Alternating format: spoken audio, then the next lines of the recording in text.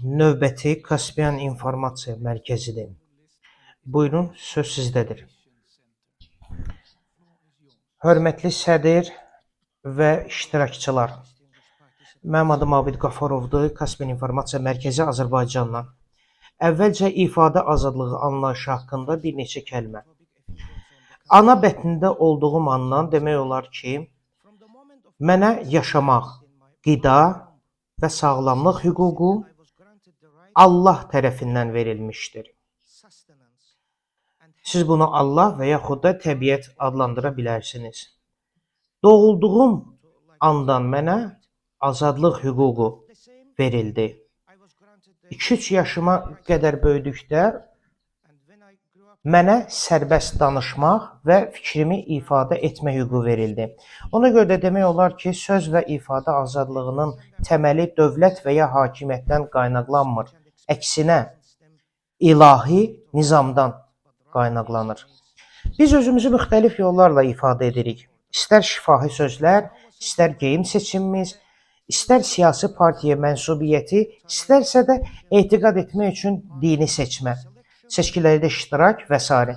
Gördüyümüz kimi ifadə azadlığı demokratiyanın ayrılmaz tərkib hissəsidir.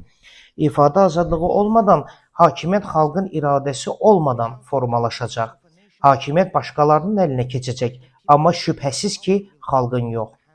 Diqqətimizi Azərbaycandakı vəziyyətə yönəltsək, ifadə azadlığı hüququ illər əvvəl ilk növbədə seçkilərin nəticələrinin manipulyasiyası və saxtalaşdırılması yolu ilə pozulub.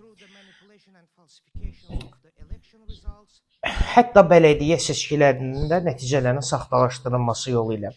Buna baxmayaraq illər boyu siyasi və ictimai fəallar seçkilərə və ifadə azadlığına inamı yenidən oyatmaq üçün bu məsələlərin həllində israrlı olmuş, debatlar aparmış və ictimaiyyəti maarifləndirməyə çalışmışlar. Təəssüf ki, bu cəhdlər hökumətin müqaviməti ilə üzləşdi. Onlar media reyestrinə daxil olmağı və jurnalist kimi fəaliyyət göstərməyi çox çətinləşdirən yeni media qanunu qəbul etdilər. Müstəqil YouTube kanalları sahibləri və aparıcılarının həbsi ilə məcburi şəkildə bağlanıb. Mənim həbsimdən sonra Kim TV fəaliyyətini dayandırdı və sahibi Əvəz Zeynallı həbs olunduqdan sonra Xural televiziyası məhdudiyyətlərlə üzləşdi. Sadəcə həbs olunmuş jurnalist və blogerlərin siyasını təqdim etməklə Azərbaycandakı vəziyyəti təsəvvür edə bilərsiniz. İlham Hasanoğlu, Kaspian İnformasiya Mərkəzinin jurnalisti Əvəz Zeynallı, Xural rəhbəri Bəxtiyar Hacıyev, Polad Aslanov, Elnur Şükürov, Mahir Ələkbərov, Əfqan Xanəliyev, Cəmil Məmmədli, Osman Ərmənoğlu, Nurlan Qəhrəmanlı, Aslan Qurbanov, Rəşad Ramazanov və s. Bundan əlavə, hökumətin bəyənmədiyi partiyaları bağlamaq ya da onları hökumətin siyasətinə uyğunlaşdırmağa məcbur etmək məqsədi ilə siyasi partiyaların yenidən qeydiyyata alınmasını məcbur edən yeni qanun qəbul edildi.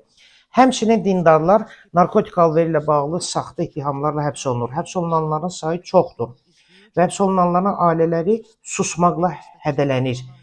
Beləliklə, bizdə yalnız 150 nəfər haqqında məlumat var. Nəhayət, Qarabağda hadisələr baş verəndən sonra internet mənbələri məhdudlaşır və TikTok məhdudlaşdırılır. Diqqətinizə görə təşəkkür edirəm. Biz də sizə təşəkkür edirik.